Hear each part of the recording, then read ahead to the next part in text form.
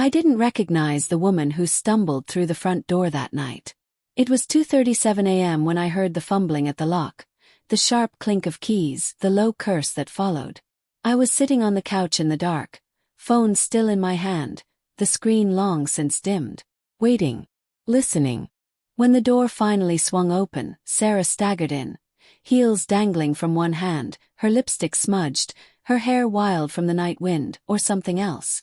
The scent hit me first, a mix of alcohol, cheap perfume, and a faint trace of cologne that didn't belong to me. "Hey," she slurred, leaning on the wall for balance. "You're still up." I said nothing, just looked at her. The silence between us stretched like an invisible wire ready to snap. She gave a weak smile. "What's with the interrogation face, detective?" The words were meant to be playful, but they came out crooked. Her voice cracked in places, too light for the moment, too fake to hide the tremor underneath. "Where were you?" I asked. My tone was calm, unnervingly calm, but my hands were clenched so tight that my nails bit into my palms. She blinked, taken aback by the directness. "I told you. Girls' night out. We went to that new rooftop bar." Her words tangled into one another, messy and uncertain. She didn't meet my eyes. "Really?" I said quietly. "Because Emma texted me hours ago. Said she went home at 11. Her breath hitched, just for a second, but it was enough. The lie collapsed under its own weight. The color drained from her face. "Oh," she muttered. "Well, I stayed a bit longer. You know me, can't resist another drink." I stared at her, the woman I had loved for 12 years, the woman whose laughter used to fill our home, and I saw someone else standing there. Stranger. She passed out on the couch soon after, still mumbling excuses. I carried her upstairs, not out of tenderness, but because I couldn't bear to see her sprawled there, half drunk and reeking of someone else's cologne. When I laid her on the bed, something slipped from her purse, a receipt, crumpled and faintly stained with lipstick. Picked it up. Hotel Grandview, room 408. 1:18 a.m. For a long time I just stared at it. My mind went blank, not rage, not sorrow, just nothing. Like a glass shattered so finely that the pieces became invisible dust. I didn't wake her. I didn't scream. I just sat there, staring at the receipt as if it could rewrite itself, as if the numbers could rearrange into a story that made sense. It didn't. When the morning came, sunlight spilled across the bed, cutting through the darkness that still clung to me. Sarah stirred, groaning softly as the hangover hit her. "God, my head," she muttered, pressing her palms to her temples. Then her gaze found me, sitting in the chair by the window, holding the receipt between my fingers. She froze. Completely. Her lips parted but no sound came out. Her eyes darted from the paper to my face and back again. "Who was he?" I asked. My voice was steady, but something inside me trembled like a cracked dam. "Daniel, I." "Don't lie," I said. "Not now." Her lower lip quivered. "It was a mistake," she whispered. "I was drunk and A mistake." I cut in, laughing bitterly. "A mistake is forgetting an anniversary, Sarah. Not ending up in a hotel room with someone else." Tears welled in her eyes.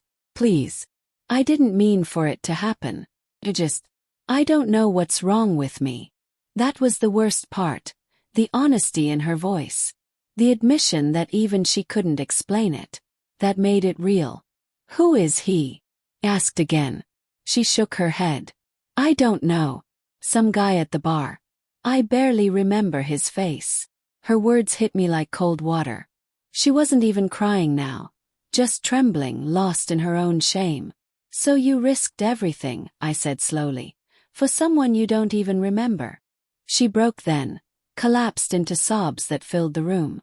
But I didn't move. I didn't comfort her. Couldn't.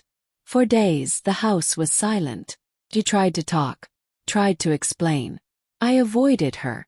We moved around each other like ghosts in the same graveyard. Familiar shapes, hollow souls. I replayed everything in my mind. Every late text, every meeting ran long. Every night she came home distracted. I'd brushed them off because I trusted her. God, I trusted her. And now that trust was gone. Not shattered but burned to ash. You can't piece ash back together. At night, I'd lie awake beside her, listening to her soft, restless breathing. I'd stare at the ceiling and wonder when it all started to fade. When the laughter stopped being ours. Maybe we'd both been drifting. Maybe her betrayal was just the final crack in a bridge already crumbling. But knowing that didn't make it hurt less. A week later, I found her sitting on the porch with a mug of coffee, staring at nothing. The morning light made her look older, tired in a way that went deeper than skin. I made an appointment, she said quietly. With a therapist. I need help. I don't expect you to forgive me. But I can't live with what I did. I nodded, saying nothing. She looked at me, then really looked at me. Do you hate me? Thought about it. The honest answer was complicated. I don't know, I said finally. I hate what you did. I hate that I can't look at you without seeing him. But I don't know if I hate you. Maybe I should. Her eyes glistened. I'll do anything, Daniel. I'll fight for us. I'll make this right. But some things don't get fixed. They just get quieter. One night, I found her asleep on the couch again, this time clutching our wedding photo to her chest.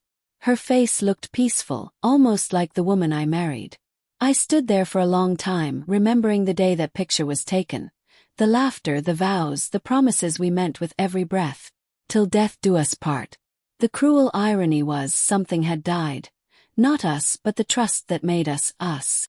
I picked up the photo, stared at our smiling faces, and felt a wave of grief so sharp it stole my breath. I whispered, "You killed it, Sarah. You killed the US." The next morning I packed a small bag. She stood in the doorway, eyes swollen, hands trembling. "Please don't go," she said. "We can start over." I looked at her, really looked. The woman I'd loved, betrayed, pitted, and now barely recognized. "I need to breathe," I said. "I need to remember who I am when I'm not hating you." Her tears came silently. "Will you come back?" "I don't know," I said. "But if I do, it'll be because I can forgive you. Not because I forgot." I stepped outside. The cold morning air hit me like a new truth. Sharp, clean, merciless. As I walked to the car, I heard her call my name once, faintly, like a memory fading into distance. I didn't turn around.